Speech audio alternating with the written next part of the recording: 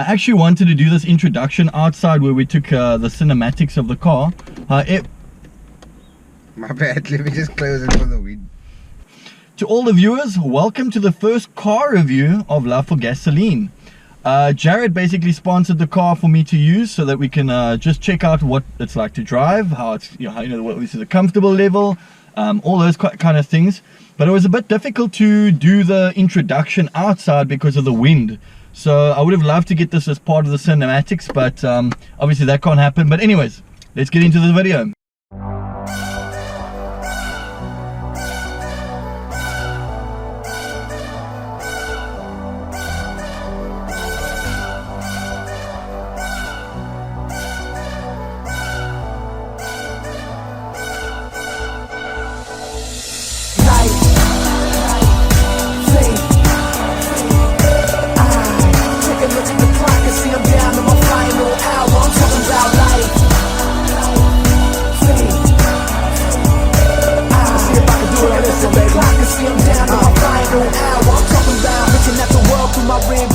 When you pray to God, can he hear you? Shit, I don't really know, but I hear you. And furthermore, I understand and I feel you. Alright guys, so we are in the Polo GTI, and off the bat I can tell you one thing that I really like about this car is the noise. It extremely motivates you just to drive fast all the time, and I can most certainly feel that around the bends.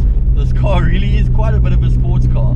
It's not exactly the type of car that you can say is maybe like a BMW, Mercedes, Subaru or something like that, but that's on a different price range.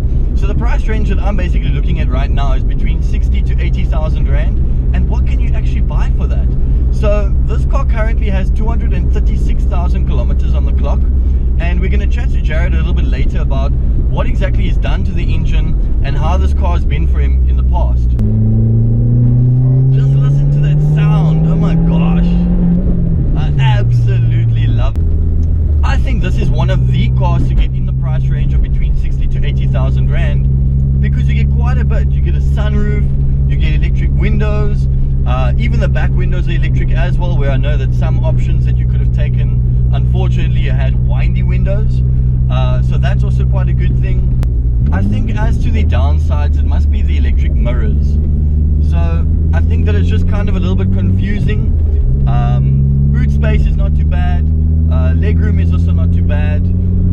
I just feel that obviously it's a 2008 model, so there's a lot of new things that you can get at the moment, but again in that price range it's a little bit difficult to look past it. So what do you get? You get a 1.8 litre turbo, that's 20 valves, 150 horsepower, it's got 220 newton meters of torque, and in town it's getting about maybe 11 kilometers per litre, and on the highway you look at about 13 or 14. Obviously with somebody like me it's a little bit difficult because I'm always putting my foot down, so I'll probably get terrible mileage, but the potential of this engine is absolutely amazing. There's been some crazy things that people have done in the past. So if you're looking for a cheap car that basically does everything that you need, is comfortable and also reliable, yeah, then I think look no further. Polo GTI. The only thing about it is that I've always been so envious towards VW, and I'm being honest there. And the reason for that is because VW usually does things so well that it's almost too well. It's at a perfection level where things seem too normal, so it doesn't give you a oh I'm a sporty car kind of vibe. It gives you more of a I need to suit everybody, you know, and to me that's kind of a little bit of a difficult thing to look past, because I want a car that makes me feel excited about it, but I also feel that, you know, it's still an all-rounder. It does suit a lot of people in the community, so there's no reason of why I should doubt why people actually buy these kind of cars, why they buy Golfs, Polos, and you know, the CC if you've got money. But yeah, I think overall it's a fantastic car. Yes, in this car I do feel that it does have 230,000 kilometers on the clock, so you can feel it has aged a little bit, but nevertheless it drives really well. And I think that just the sound alone, I mean, yeah, listen to this.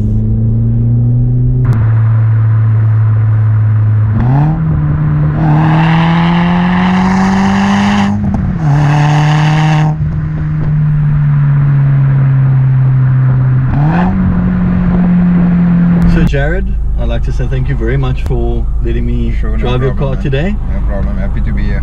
Cool, man. So let's get on the road and Jared, tell me, how long have you had this car for?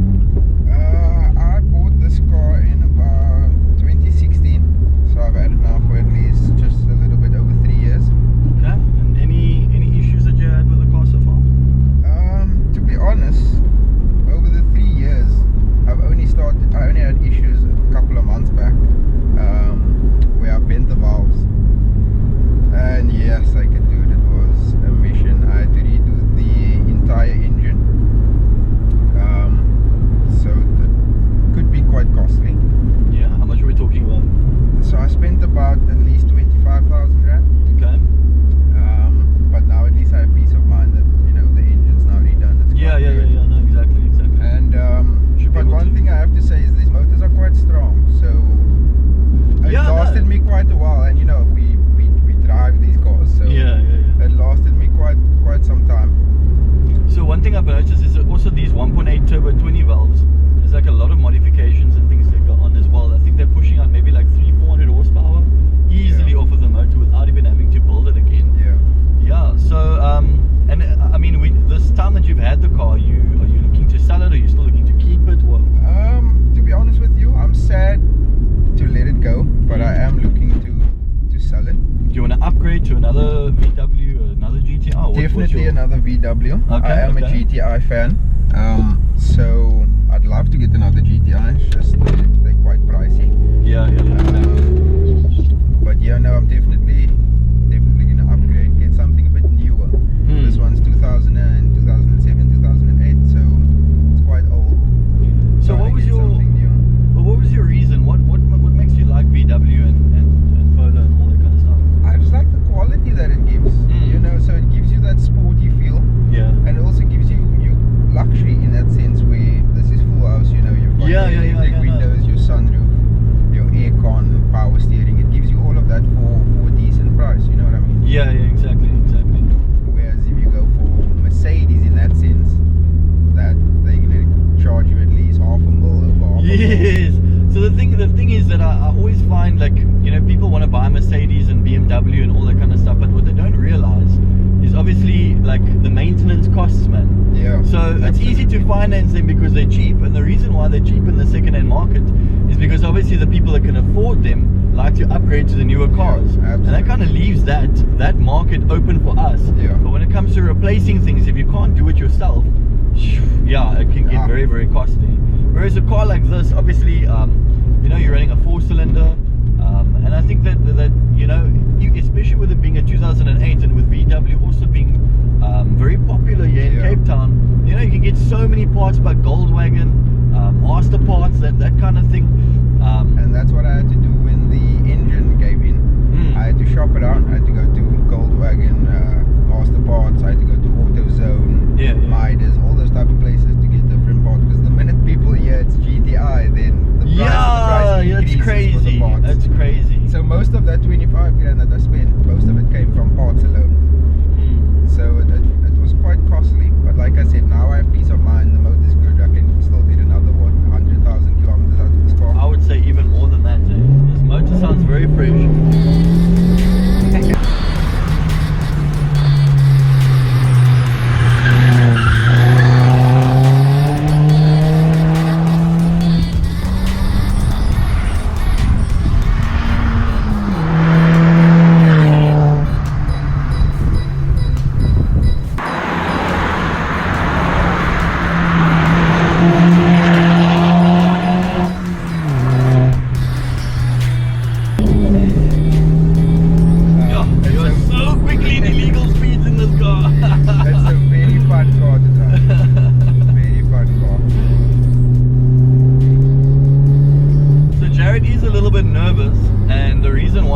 Because this engine has been rebuilt,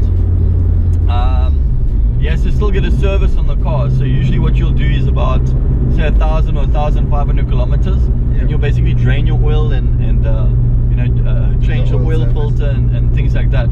So we're just waiting on that to get done. Otherwise, then the metal shavings from the rebuild obviously goes back into the pistons and all these kind of stuff.